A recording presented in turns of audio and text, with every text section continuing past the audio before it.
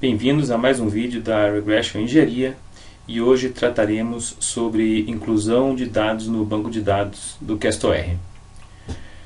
Após fazer o login no sistema, teremos duas opções no menu: Avaliação e Gerenciar.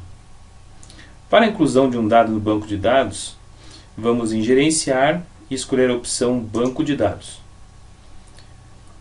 Teremos que definir o estado, da onde será incluído o dado. Em seguida, escolheremos a microrregião e avançamos para escolher a tipologia. Feita a escolha da tipologia, clico em Banco de Dados e em seguida Inclusão. Caso eu queira a ficha de pesquisa para fazer o levantamento em campo das informações do imóvel, eu posso fazer o download da ficha de pesquisa, preencher em campo, coletar as fotos e, em seguida, proceder com a inclusão. Bom, iniciando o processo de inclusão, eu preciso primeiramente carregar as fotos. Então eu separei aqui 7 fotos que eu posso incluir no sistema. Posso fazer todas de uma vez só, não preciso incluir uma a uma.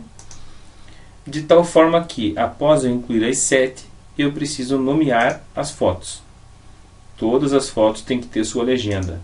Então a primeira foto trata-se do banheiro. A segunda foto trata da cozinha. A terceira foto da fachada. A quarta foto da lavanderia. A quinta foto é da sacada. E a sexta foto da sala. E a sétima foto é da suíte. Muito bem. Feito isso, eu passo para o próximo passo, que é observações. Caso este imóvel tenha alguma observação que seja relevante e que seja interessante para a pessoa que vai utilizar o dado, aqui é o local para se preencher essa informação. Caso não haja nenhuma informação relevante, o campo pode deixar em branco.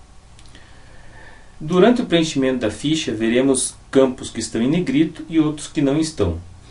Os campos em negrito são de preenchimento obrigatório. Os campos que não estão em negrito não são obrigatórios, mas deve-se procurar preencher a maior quantidade de informações possível para que o dado fique completamente preenchido e identificado no banco de dados. A primeira informação que eu vou ter que inserir após as observações é definir o grau de sigilo. O grau de sigilo ele pode ser de domínio público ou ele pode ser de domínio privado. Ou seja, se esse dado pertencer ao domínio público, todos os usuários da comunidade de CastleR podem acessar esse dado. Caso ele seja restrito, ou seja, caso ele seja um dado privativo, somente eu que estou digitando, ou caso eu pertença a uma entidade, que no caso eu pertenço à entidade Regression Engenharia, todos da Regression poderão ver.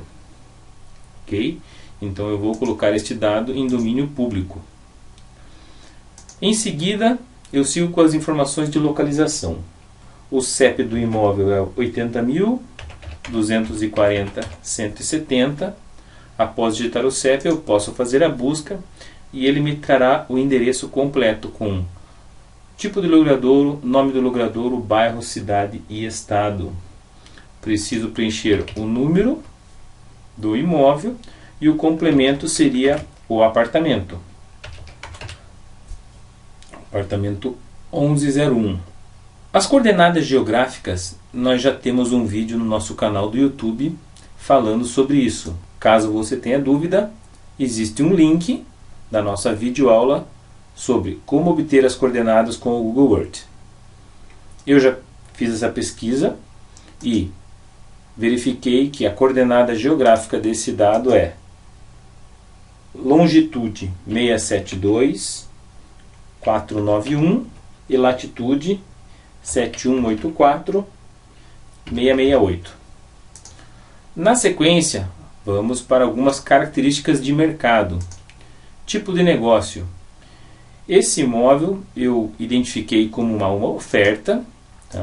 E o valor que ele está ofertado é 150 mil.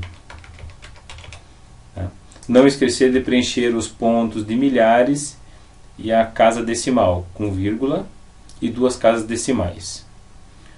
O nome do informante, como fui eu que realizei a pesquisa, então eu posso colocar o meu nome, Eduardo Baduy, o meu telefone, que aqui vai ficar, e o meu e-mail, baduy@regression.com.br. Muito bem. Data da vistoria. Foi a data que eu fui ao imóvel, vistoriei o imóvel e coletei as informações sobre ele. Então, isso foi dia 30. E a data do evento é a data a qual se refere o valor desse imóvel. Então, quando que a informação do valor de 1.150.000 foi coletada? Foi coletada na data de hoje. Então, a vistoria eu fiz ontem e hoje eu verifiquei o valor dele. Muito bem. Em seguida, sigo com as informações do entorno. Tipo de uso predominante no trecho. Ele pode ser rural, unifamiliar, multifamiliar, comercial ou industrial. Como este imóvel é um prédio e está numa região de vários prédios, eu vou caracterizar como uma região multifamiliar. Densidade de ocupação.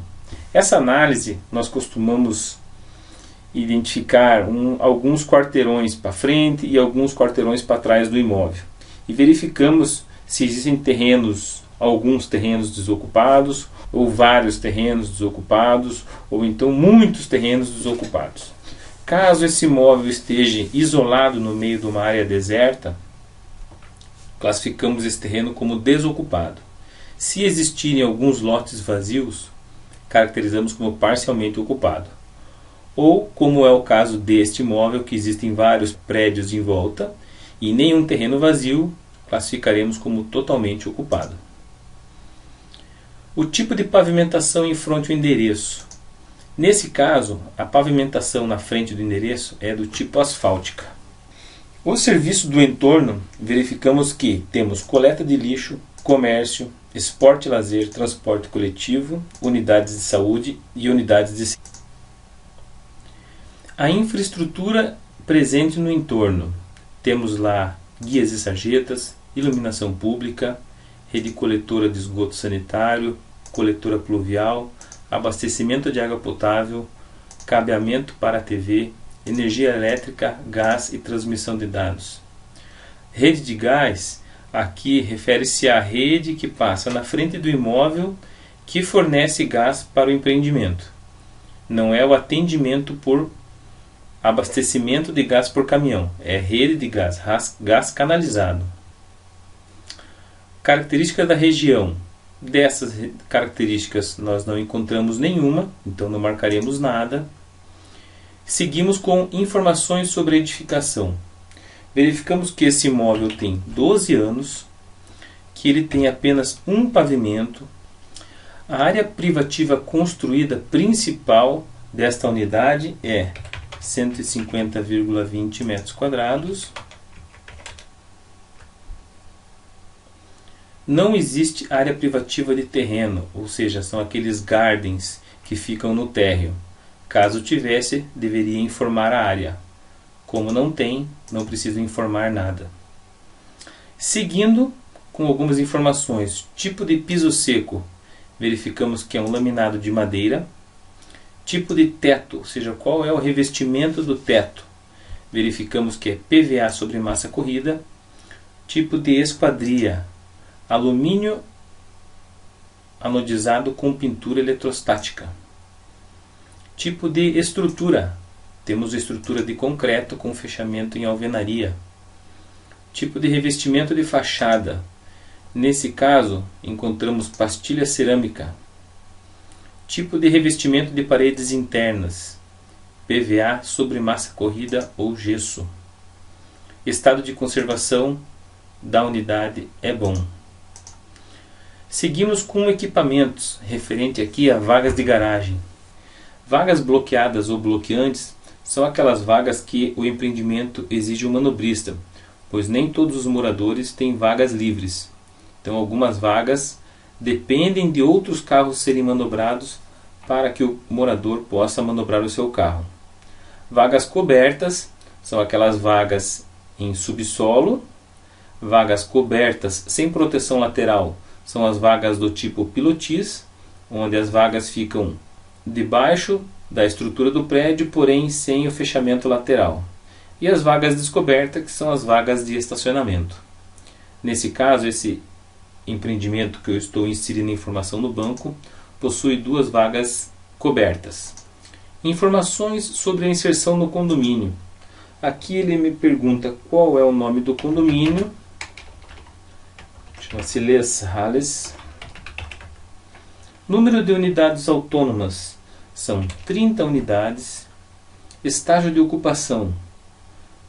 O condomínio está 100% ocupado, isso quer dizer, todas as unidades já foram comercializadas. Área comum construída. Temos 105,28 metros quadrados de área comum construída. Existe área comum de terreno na unidade? Não existe. Caso existisse, deveria ser informada. Existe área privativa construída acessória da unidade? Ou seja, exige mais alguma área construída que seja privativa do morador, além da que é onde ele reside.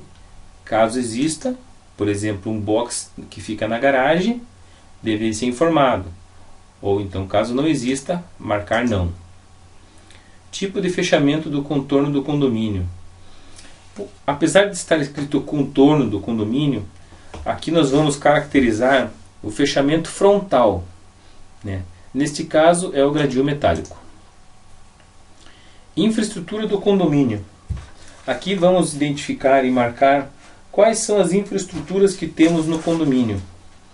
Então verificamos automoção de portão, guias e sarjetas, iluminação comunitária, pavimentação asfáltica, coletora de esgoto, coletora pluvial, abastecimento de água potável, rede de energia elétrica e rede de gás, e circuito interno de vigilância. Dos equipamentos de conforto, ou seja, quais são os equipamentos que estão disponíveis no empreendimento para os moradores. Então verificamos que temos um elevador atendendo, temos um playground, temos uma portaria, temos uma sala de ginástica, uma sala de festas e uma salão de jogos. Ainda falando das características residenciais, qual é o tipo de piso molhado? Verificamos que trata-se de granito, a orientação da face é norte, padrão de louças e metais é um padrão médio, tipo de revestimento das paredes internas molhadas, cerâmica superior. Falando agora das benfeitorias, ou seja, quais são os cômodos que encontramos nesse imóvel. Temos uma área de serviço, 9 cômodos com armários completos, ou seja, com armários feitos sob medidas. Temos um banheiro social, temos uma cozinha, 2 dormitórios, um lavabo, uma sacada, uma sala para 2 ambientes. Uma sala para 2 ambientes aqui, identificamos aquela sala que tem ambientes bem separados, não são conjugados. Apresenta uma separação bem nítida entre as 2 salas. Então definimos como 2 salas. E temos uma suíte. Convém lembrar aqui que a suíte, quando marcada, ela já contempla o banheiro. Então, marcando a suíte, estou informando que existe um quarto e um banheiro conjugado. Como este apartamento são 3 quartos, sendo uma suíte, então marcamos uma suíte, 2 quartos e um banheiro social. Informações sobre o prédio ou apartamento. Então esse apartamento fica no 11º andar. Número de unidades no pavimento. Nós temos 2 unidades no pavimento. E número de pavimentos no prédio. O prédio é composto de 15 pavimentos. Existe área de terraço descoberto. Quando trata-se de uma cobertura, algumas coberturas possuem um terraço descoberto. Caso exista, deverá ser informada a área. Como não existe, então marcamos como não. Em seguida, passamos para os equipamentos do apartamento. Verificamos que o apartamento tem uma churrasqueira, dormitório de empregada, interfone, sistema de aquecimento central ou de passagem e sistema de climatização. Preenchidas todas essas informações, quando eu clicar em enviar, o sistema fará uma varredura na ficha, verificando possíveis erros e, caso não encontre, encaminhará a ficha para o banco de dados. Senão, ele me informará quais campos eu preciso corrigir.